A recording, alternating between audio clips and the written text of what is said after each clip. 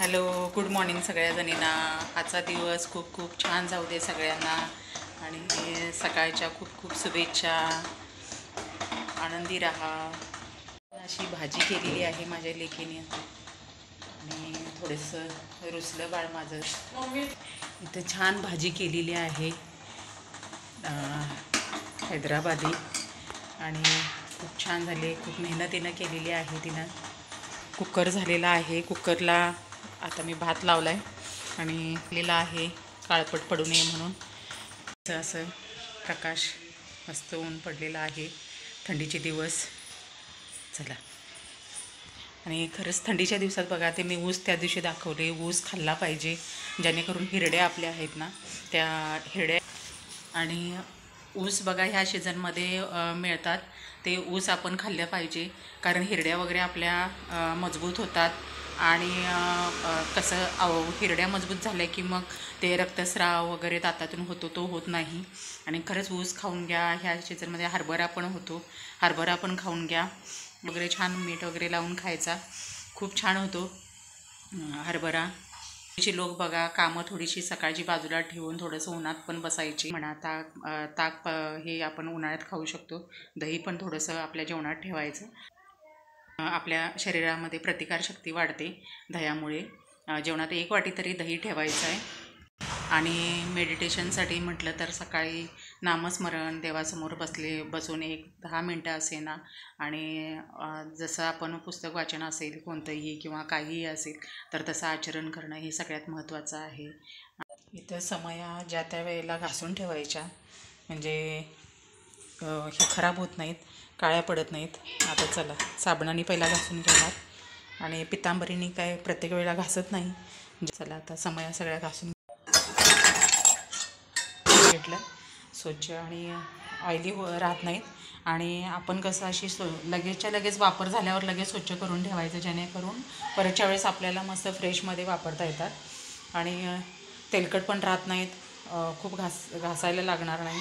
त्यामुळं मग त्या वेळेला मी धुवूनच ठेवते. आणि ज्या वेळेला वापर करायचा त्यावेळेला परत पितांबरीने धुवून घेते स्वच्छ. मला मी असं करते चपातीचा. पहिलं लाटून घेते आणि मग तेल लावायचं. मोदकाचे कशा घड्या करतो तसं अशा चुन्या पाडून घ्यायच्या आणि मग पिठात बुडवायचा गोळा. आणि ज्या बाजूनी घड्या पाडलेत त्या बाजूनी पहिलं लाटून घ्यायचं. आणि एकसारखी पहिली लाटून घ्यायची चपाती.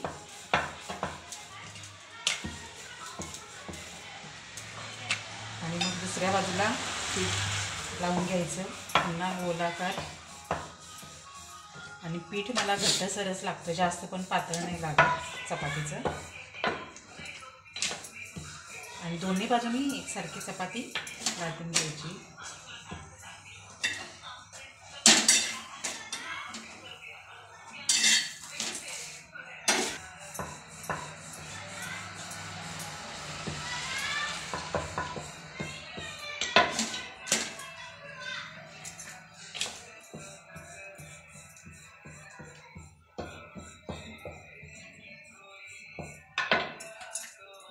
कुठे एक साईडला जाड पण राहू द्यायची नाही, अशी एकसारखी लाटून घेते आणि मग फुगली जाते चपाती.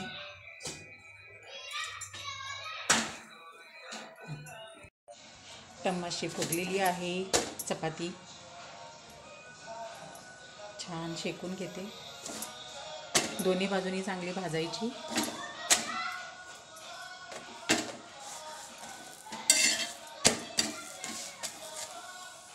प्रत्येकाची वेगवेगळी पद्धत असते. आता ह्याच्यापेक्षाही खूप छान सुंदर करणारे असतील आणि प्रत्येकाचीच पद्धत वेगवेगळी असते. ज्यांना कोणाला येत नसेल त्यांच्यासाठी मी दाखवलेलं आहे. ज्या नवीन मुली आहेत, ज्या शिकणाऱ्या आहेत त्यांच्यासाठी पूर्ण असे एकत्र करून मी डब्यात ठेवून घेते चपात्या, जेणेकरून गरम राहतात. आणि झाकण हलकं लावून आता चला गरम गरम खाऊन घेणार. तर पापड तळून घेते आणि इथं झालेलं आहे चपाती.